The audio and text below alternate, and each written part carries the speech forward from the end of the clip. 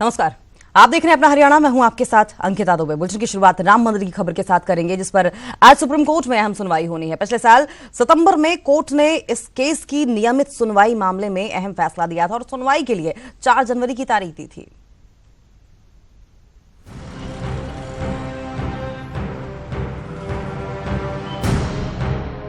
राम मंदिर पर सुप्रीम सुनवाई। 7 दशक के लंबे वक्त से चल रहे राम मंदिर निर्माण का मामला अब अहम मोड़ पर खड़ा है। 70 साल में पीढ़ियां बदली, लेकिन इस विवाद का हल नहीं निकल सका। अब सभी की निगाहें सुप्रीम कोर्ट पर हैं, जहां इस अहम केस की सुनवाई होगी। ये सुनवाई अयोध्या राम मंदिर बाबरी मस्जिद की जमीन के मालिकाना हक को लेकर है। इस केस में 3 मुख्य पक्ष रामलला, निर्मोही अखाड़ा और सुन्नी वक्फ बोर्ड हैं। इन तीनों पक्ष का 2.77 एकड़ जमीन पर दावा है। इससे पहले इलाहाबाद हाईकोर्ट की लखनऊ बेंच ने 30 सितंबर 2010 को तीनों पक्षों के बीच 2.77 एकड़ जमीन बराबर हिस्से में बांटने का फैसला दिया था। इसके बाद मामला सुप्रीम कोर्ट पहुंचा, जहां 8 फरवरी 2018 से दीवानी सुनवाई शुरू हुई। अदालत में सुनवाई के साथ साथ कोर्ट से बाहर भी इसके लिए प्रयास जारी हैं, तो इस मुद्दे पर सियासत भी होती रही है। साल के पहले दिन अपने इंटरव्यू में पीएम नरेंद्र मोदी ने राम मंदिर निर्माण में देरी के लिए कांग्रेस पर आरोप लगाए। वहीं पीएम ने कानूनी प्रक्रिया से पहले अध्यादेश लाने की किसी संभावना से भी इनकार कर दिया। पीएम ने कहा कि कानूनी प्रक्रिया खत्म होने के बाद सरकार जरूरी कदम उठाएगी। तो कांग्रेस का आरोप है कि बीजेपी और केंद्र सरकार के कई मंत्री सुप्रीम कोर्ट पर जल्द सुनवाई का दबाव बना रहे हैं। हालांकि जहां पीएम कानूनी प्रक्रिया के हिमायती हैं, वहीं आरएसएस और विश्व हिंदू परिषद जल्द मंदिर निर्माण के लिए दबाव बना रहा है। आरएसएस के सह सरकार्यवाहक दत्तात्रेय होसाबले का दावा है कि जनता सरकार से उम्मीद करती है कि वो राम मंदिर पर किए गए वायदे को पूरा करे। आरएसएस ने बीजेपी को 2014 लोकसभा चुनाव में घोषणा पत्र में शामिल राम मंदिर निर्माण के मुद्दे की भी याद दिलाई है। तो विश्व हिंदू परिषद का तर्क है कि हिंदू समुदाय अनंत काल तक राम मंदिर निर्माण का इंतजार नहीं कर सकता। परिषद की मांग है कि मोदी सरकार इस मामले पर संसद में कानून लाए। हालांकि कुछ संगठन अभी भी आपसी सहमति से राम मंदिर निर्माण के हिमायती हैं और इस बारे में पहले कई बार कोशिशें भी हुई हैं। कहना गलत नहीं होगा कि लंबे वक्त से कोर्ट कचहरी में अटक रहे राम मंदिर निर्माण का मामला 2019 में देश का सबसे बड़ा मुद्दा साबित होगा। खासकर लोकसभा चुनाव के मद्देनजर जहां मंदिर निर्माण का जोर रहेगा, तो सरकार पर भी इस मामले में जल्द ही कुछ करने का भारी दबाव होगा। Bureau report, news 18 network.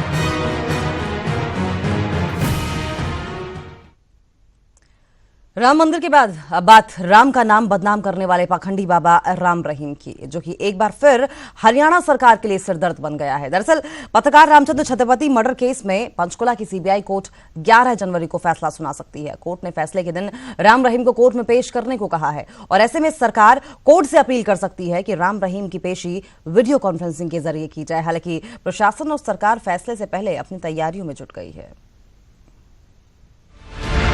डेरा सच्चा सौदा प्रमुख गुरमीत राम रहीम की जेल में सुरक्षा से लेकर अदालत में पेशी तक हरियाणा सरकार के सामने बड़ी चुनौती बन गई है। पंचकुला की विशेष सीबीआई अदालत 11 जनवरी को सिरसा के पत्रकार रामचंद्र छत्रपति मर्डर केस में फैसला सुना सकती है।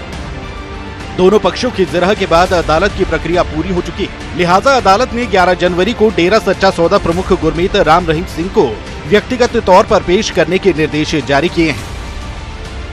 बाबा राम रहीम वाले केस में सीबीआई का जो कोर्ट है पंचकुला में, वो अगली तारीख 11 तारीख को लगी हुई है और उसमें पर्सनल पेशी के लिए कोर्ट ने आदेश दिए हैं।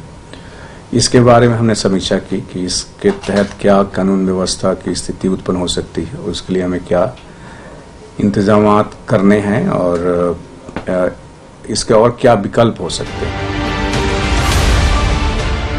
प्रशासन के साथ साथ हरियाणा पुलिस भी हरकत में आ गई है। हरियाणा के डीजीपी बीएस संधू ने कहा कि गुरमीत राम रहीम सिंह की पेशी के मद्देनजर सुनारिया जेल के आसपास सिरसा और पंचकुला में भी विशेष तौर पर सुरक्षा बढ़ा दी गई है।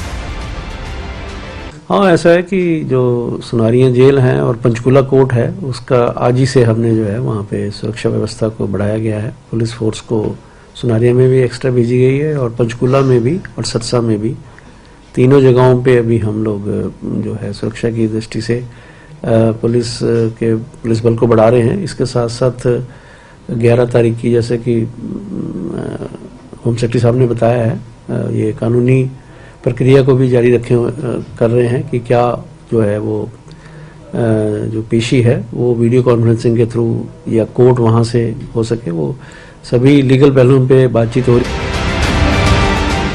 वहीं पिता की हत्या के मामले में 16 साल से लंबी कानूनी लड़ाई लड़ रहे अंशुल छत्रपति को भी उम्मीद है कि 11 जनवरी को कोर्ट से फैसला आएगा। तो आर्गुमेंट बहुत बढ़िया रहा। एक एक चीज़ को सीबीआई के लॉयर ने बड़े तरीके के साथ अदालत के सामने रखा है। तो हमें ये उम्मीद है कि 11 जनवरी जो तारीख है वो अदालत ने आर्गुमेंट्स कंक्लूड होने के बाद ऑर्डर के लिए रिजर्व रख लिया है और ऑर्डर के लिए 11 जनवरी तारीख मुकर्रर की गई है। तो उम्मीद करते हैं कि 11 जनवरी को जो है वो सज़ा अनाउंस की जाएगी और सज़ा पर फैसला आएगा। हालांकि अब देखना यह है कि 11 तारीख को कोर्ट क्या फैसला सुनाती है। पुलिस और प्रशासन की तैयारियां कितनी कारगर साबित होती हैं ताकि हरियाणा फिर से ना जले। चंडीगढ़ से मनोज कुमार के साथ सिरसा से नकुल जसूजा, न्यूज़ 18 हरियाणा।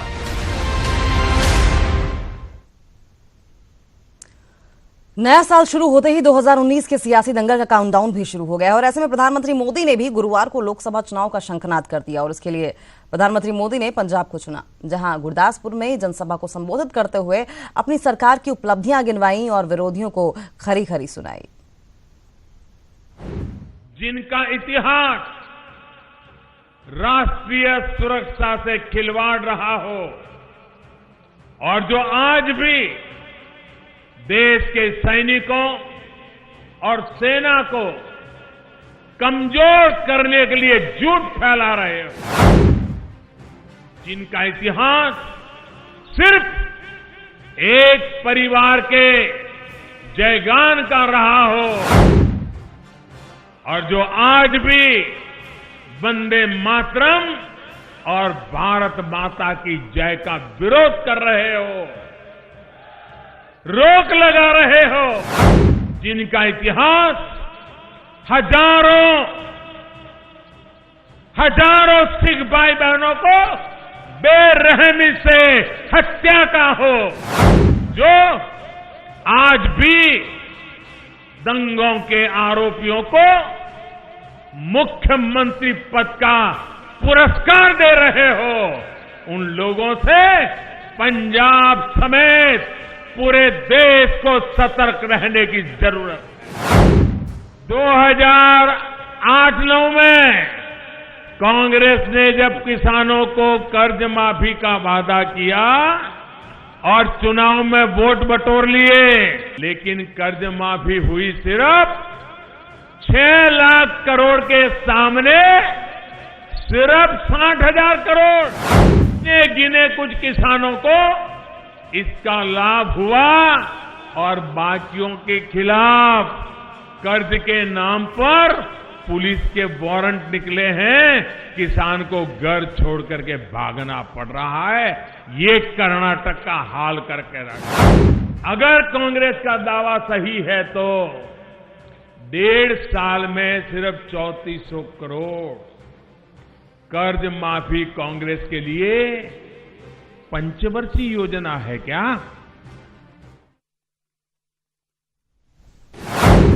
जिनका तो दरअसल साल शुरू होते ही बीजेपी मिशन 2019 में जुट गई है। लोकसभा में मिशन रिपीट करने के लिए बीजेपी ने प्लान तैयार किया है और जीत की उम्मीद प्रधानमंत्री मोदी के सेंचुरी से है। मिशन दिल्ली में जुटी बीजेपी, पीएम मोदी लगाएंगे रैलियों का शतक, 20 राज्यों में करेंगे चुनावी रैलियां, पंजाब से जीत के प्लान का आगाज। लोकसभा चुनावों को लेकर बीजेपी अभी से जुट गई है।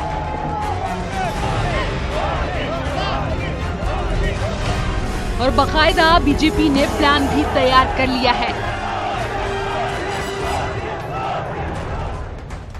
इस बार भी बीजेपी मोदी मैजिक के भरोसे ही दिल्ली फतेह का प्लान तैयार कर रही है।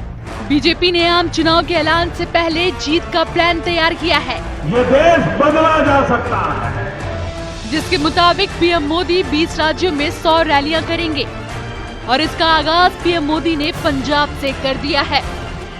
साथियों, केंद्र की एनडीए सरकार किसान हो, जवान हो या फिर नौजवान, हर सपने, हर आकांक्षा, हर भावना को साकार करने के लिए पूरी ईमानदारी, पूरी क्षमता से जुटी है।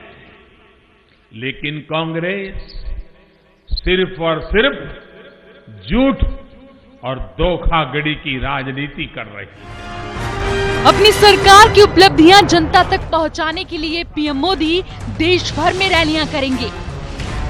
आम चुनावों की घोषणा से पहले पीएम मोदी 100 रैलियां करेंगे। 20 राज्यों में होगी पीएम मोदी की रैली। मणिपुर, असम और झारखंड में 5 जनवरी को रैलियां होंगी। ओडिशा में 22 जनवरी को रैली करेंगे पीएम मोदी। इसके बाद 24 जनवरी को बनारस में रैली होगी और इसी दिन पीएम मोदी कुंभ भी जाएंगे। साफ है, 3 राज्यों में कांग्रेस के हाथों मिली मात के बाद बीजेपी अभी से लोकसभा के लिए प्लान तैयार कर रही है ताकि दिल्ली पर मोदी का कब्जा बरकरार रहे। Bureau report, news 18 network. उधर हरियाणा के सियासी चेहरों की इस साल दोहरी परीक्षा है और इस दोहरी परीक्षा से पहले पूर्व सीएम भूपेंद्र सिंह हुड्डा को बड़ी राहत मिली है। एजेएल मामले में पंचकुला की विशेष सीबीआई कोर्ट ने भूपेंद्र सिंह हुड्डा और मोतीलाल वोरा को जमानत दे दी है।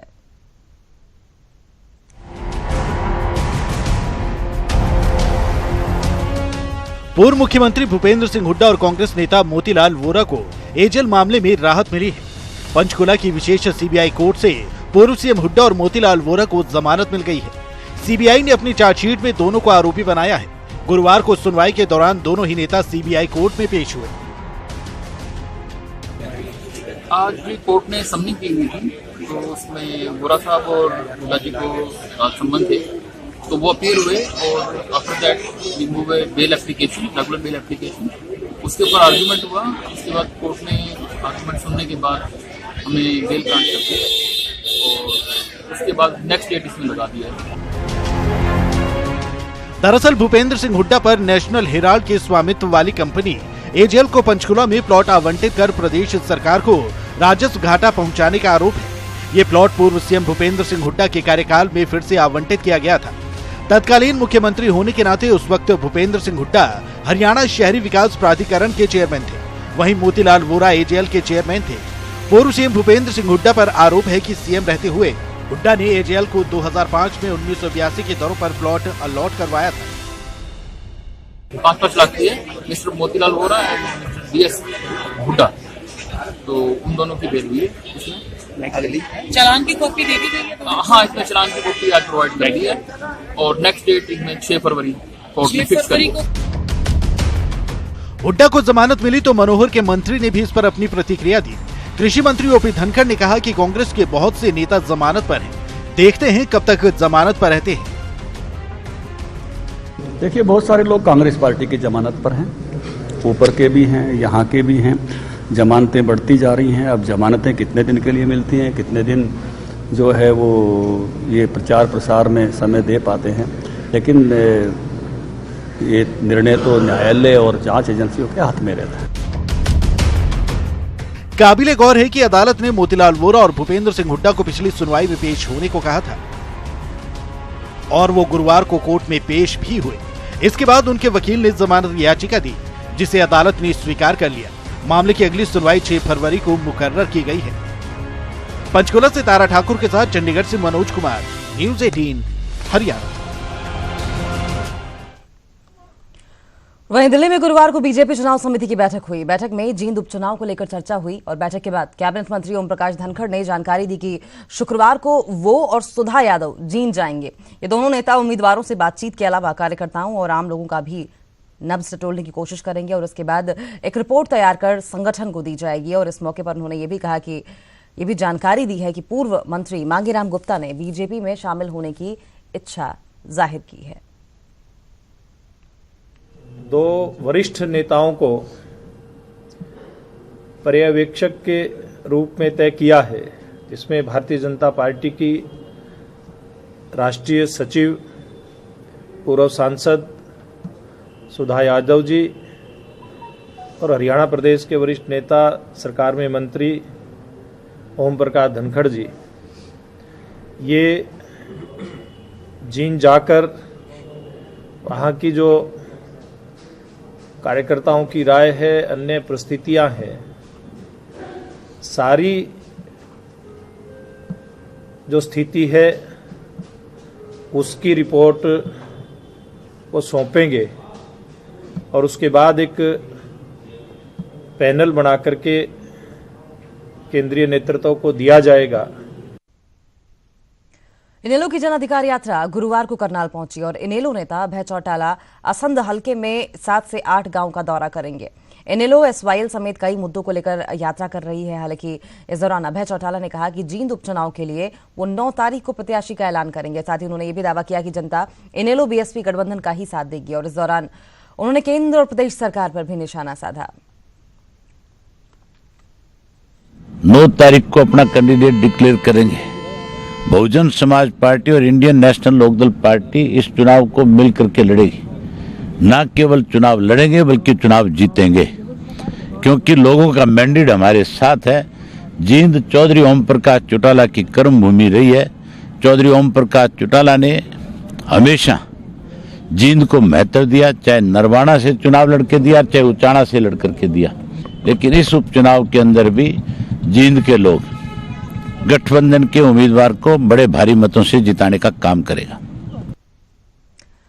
हिसार से सांसद और जननायक जनता पार्टी नेता दुष्यंत चौटाला ने दावा किया है कि जींद उपचुनाव में उनका मुकाबला सत्तासीन भारतीय जनता पार्टी से होगा। उन्होंने कहा कि सरकार अगर पारदर्शी चुनाव करवाती है तो जेजेपी ही जीतेगी। साथ ही उन्होंने ये भी कहा कि उन्हें शक है कि सरकार इस उपचुनाव में सरकारी मशीनरी का दुरुपयोग कर सकती है।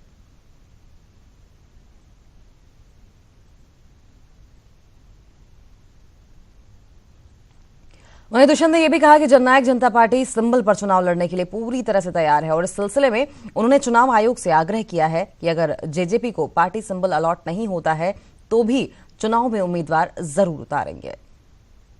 पार्टी का निर्णय है, क्या लेंगे। जहां मैं तो ये मानता हूं कि आज सत्ता पक्ष के साथ हमारा मुकाबला है और सरकार अपनी मशीनरी का दुरुपयोग करती आई है और इतिहास में भी रहा है। जो सत्ता में होता है तो हम तो ये मान कर सकते हैं इलेक्शन कमीशन फेयर और इंडिपेंडेंट इलेक्शन कराएगी। जो मेरी अभी चर्चा हुई है इलेक्शन कमीशन के अंदर, जो हमारी फाइनल फेज की क्लियरेंस है वो अप्रूव हो चुकी। हम इंतज़ार कर रहे हैं कि इलेक्शन कमीशन हमें जो हमारी एप्लीकेशन है उसके ऊपर चिट्ठी दे दे कि हम जननायक जनता पार्टी के नाम से चुनाव लड़ पाएँ। अगर वो भी नहीं आता तो हम कैंडिडेट जरूर होता। हरियाणा सरकार जल्द ही हरियाणा में लाल डोरा खत्म करने जा रही है। हरियाणा मंत्रिमंडल की अनौपचारिक बैठक में लाल डोरा को खत्म करने पर चर्चा की गई। बैठक को लेकर हरियाणा के राज्य मंत्री कृष्ण बेदी ने कहा कि कैबिनेट की अनौपचारिक बैठक में लाल डोरा खत्म करने और जींद उपचुनाव समेत कई मुद्दों पर मंथन किया गया है। उपचुनाव को लेकर भी पार्टी ने और सरकार ने कई विषयों पर चर्चा की है। तो आज सबसे बड़ा ज्वलंत मुद्दा तो जींद उपचुनाव है और भारतीय जनता पार्टी की टीम माननीय मुख्यमंत्री जी के नेतृत्व में, संगठन की टीम माननीय सुभाष बराला जी के नेतृत्व में लगातार प्रयासरत है।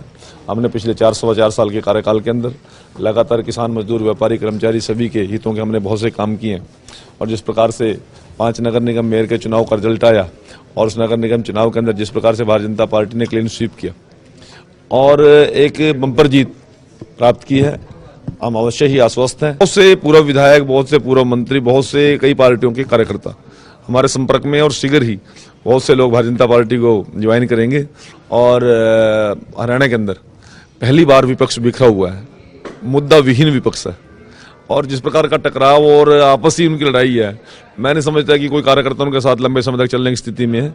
यही स्थिति कांग्रेस की और यही स्थिति अन्य दलों की है। नहीं, लाल डोरा हम हरियाणा में बिल्कुल समाप्त कर रहे हैं। लाल डोरे के अंदर जो जो लोगों की प्रॉपर्टी है, मकान है, किसी का बाड़ा है, उनका कहीं नंबरिंग नहीं है, कहीं रजिस्ट्रेशन नहीं है। उन लोगों की आज बेशकीमती मकानों की, प्लाटों की कोई कीमत नहीं है। हम उसकी रजिस्ट्री करके और उसकी ओनरशिप देने का काम करेंगे, जिससे गांव में बसने वाला किसान मजदूर अपने लोन ले सके, अपने कारोबार को बढ़ा सके, उसकी प्रॉपर्टी के रेट बढ़ सके। एक ये ऐतिहासिक कदम है, देश की आजादी के बाद सबसे बड़ा कदम है। जाको राखे साइयां मार सके ना कोई, ये कहावत फरीदाबाद में सच साबित हुई है। एक वीडियो फरीदाबाद से वायरल हो रहा है जिसमें एक शख्स रेलवे ट्रैक पर लेटा हुआ है और उसके ऊपर से ट्रेन गुजर रही है। ट्रेन के गुजरने के बाद शख्स सही सलामत बाहर आ गया। बताया जा रहा है कि घटना 1 जनवरी की है और शख्स शौचालय के लिए रेलवे ट्रैक पर उतरा था। उसी दौरान ट्रेन आ गई तो शख्स ने अपनी जान बचाने के लिए रेलवे ट्रैक पर ही लेट गया और ट्रेन के गुजरने के बाद शख्स सही सलामत बाहर निकल आया।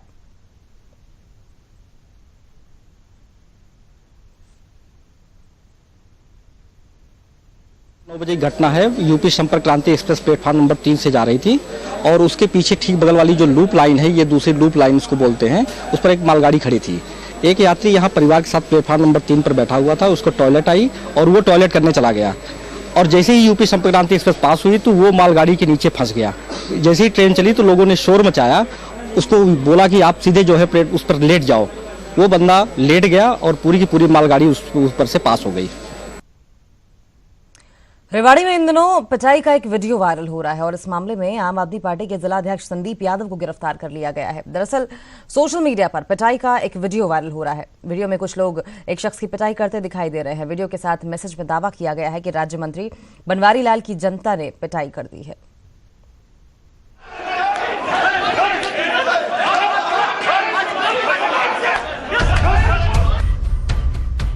जरा गौर से देखिए इस वीडियो को। ये वीडियो इन दिनों काफी वायरल हो रहा है। साथ ही वीडियो के साथ मैसेज में दावा किया गया है कि राज्य मंत्री बनवारी लाल की जनता ने पिटाई कर दी।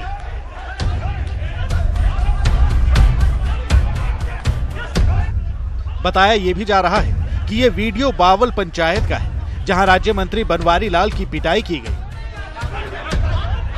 बीजेपी कार्यकर्ताओं ने आम आदमी पार्टी के जिला अध्यक्ष पर वीडियो वायरल करने का आरोप लगाया है। बीजेपी कार्यकर्ताओं के मुताबिक वीडियो में जिस शख्स की पिटाई हो रही है वो राज्य मंत्री डॉक्टर बनवारी लाल नहीं बल्कि कोई और है। इतना ही नहीं, बीजेपी का आरोप है कि आम आदमी पार्टी इस वीडियो के जरिए बीजेपी और मंत्री को बदनाम करने की साजिश कर रही है। बीजेपी कार्यकर्ताओं ने आम आदमी पार्टी के जिला अध्यक्ष के खिलाफ थाने में शिकायत दी, जिसके बाद पुलिस ने कार्रवाई करते हुए संदीप यादव को गिरफ्तार कर लिया है। जो हमारे मंत्री जी हैं, उनके कोई वीडियो वायरल के नाम, उनके नाम से यानी कि किसी प्रकार की लैंग्वेज लिख करके और जो वायरल की जा रही थी, जिस संबंध में हमें परिवाद मिलने पर मुकदमा दर्ज किया गया था विभिन्न धाराओं के तहत। और उसमें एक आरोपी है जो संदीप श्यामनगर कोसड़ी का रहने वाला है, उसको गिरफ्तार किया गया। सभी इन्वेस्टिगेशन का मामला है और उसके अंदर जांच की जा रही है। इसके अंदर जो अभी हमारे 153 आईपीसी और 500, 504 और 505 आईपीसी के तहत मुकदमा दर्ज किया। इस साल हरियाणा में लोकसभा के बाद विधानसभा चुनाव होने हैं और हरियाणा में आम आदमी पार्टी अपनी राजनीतिक जमीन तलाश रही है। ऐसे में सवाल यह है कि इस वीडियो को सोशल मीडिया पर वायरल करने का क्या मकसद हो सकता है, क्यों और किसकी शह पर यह वीडियो वायरल किया गया? इनका जवाब पुलिस की जांच के बाद ही साफ हो पाएगा। रेवाड़ी से पवन कुमार, न्यूज़ 18 हरियाणा।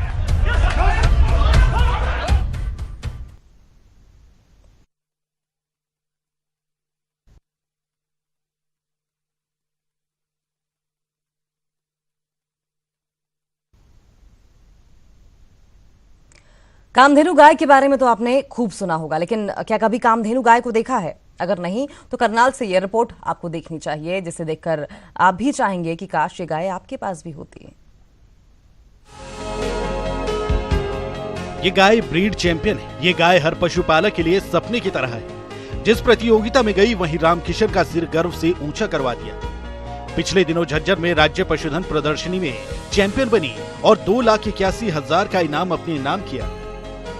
किसान रामकिशन का कहना है कि 1.25 महीने के इस बछड़ी को खरीदा और अपने बच्चों की तरह ख्याल रखा, जिसके बाद अब इस गाय की वजह से उसे हर जगह गर्व महसूस होता है। 19 महीने में मेरे पास ये गाय भी आएगी। खर के मैं तब भी ना 35-40 किलो दूध दिया। फिर मैं इसको मेरठ मेले में ले गया जी। मेरठ मेले में भी मेरी गाय चैंपियन बनी। अब मैं इसको जज्जर ले गया। जज्जर भी ऑल हरियाणा के अंदर मेरी गाय पहले नंबर पर आई और मेरे को 2,81,000 रुपया इनाम दिया। जो युवा पशुपालन को घाटे का सौदा समझते हैं, उन्हें रामकिशन की सलाह है कि पशुपालन से युवाओं को जुड़ना चाहिए।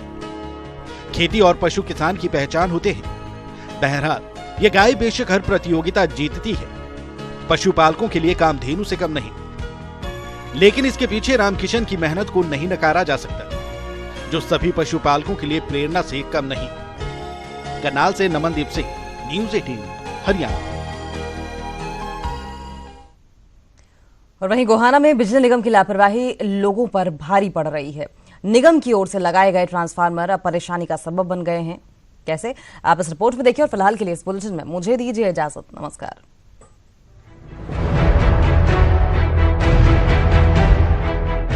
ये ट्रांसफार्मर नहीं, बिजली निगम की लापरवाही और खानापूर्ति का नमूना है। ये तस्वीरें गोहाना के काट मंडी और बड़ौदा रोड की हैं, जहां ट्रांसफार्मर मौत बनकर बैठे हैं। ट्रांसफार्मर इतने नीचे लगे हैं कि आसानी से कोई भी वाहन या राहगीर इससे टकरा सकता है। और अब तो धुंध का भी कहर है, जिससे हादसा होने का खतरा और भी बढ़ गया है।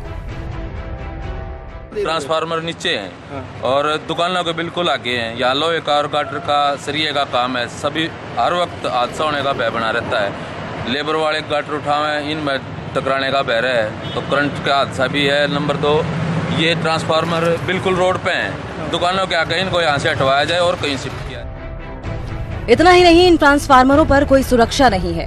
हाई वोल्टेज तारें जमीन को छू रही हैं। इन्हें न तो सही ढंग से लगाया गया है और न ही सही जगह। और अब ट्रांसफार्मर लोगों के लिए सिरदर्द बनते जा रहे हैं। अच्छे हो लिए, पल्लेदार वगैरह हैं, इनके गाटर वगैरह लेके जा हैं तो लग लिए, इनके चोट लगी उनको, तो इनको हटवाया जाए यहाँ से। और जो ये इनके पोल, लोहे के पोल हैं, इनको बदलवाया जाए या बदलवा के काट मंडी से ही निकलवाने चाहिए। स्थानीय निवासी कई बार बिजली निगम से इन्हें शिफ्ट करने और फिनिशिंग करने की मांग कर चुके हैं, मगर निगम अधिकारी सड़क ऊंची होने की बात कहकर पल्ला झाड़ रहे हैं। लेकिन समय समय पे जब सड़कें टूट जाती हैं, बनाते हैं कमेटी वाले, या फुटपाथ के ऊपर लगा हुआ है, फुटपाथ को ऊंचा कर दिया, तो हाइट नेचुरल वे से कम होती जाती है। तो बिजली विभाग बिल्कुल तत्पर है ये ट्रांसफार्मर्स को ऊपर करने के लिए। प्रोवाइडेड की जो हमारे म्यूनसिपल कमेटी गोहाना है, जो जिन को भी ऊपर करवाना चाहती है, वो पैसे हमारे पास डिपॉजिट करवा दें और हम तुरंत काम शुरू करवा देंगे। लगता है निगम बड़े हादसे के इंतजार में है, तभी तो अभी तक किसी भी अधिकारी के कान पर जूं नहीं रेंग रही। गोहाना से सुनील जिंदल, न्यूज़ 18 हरियाणा।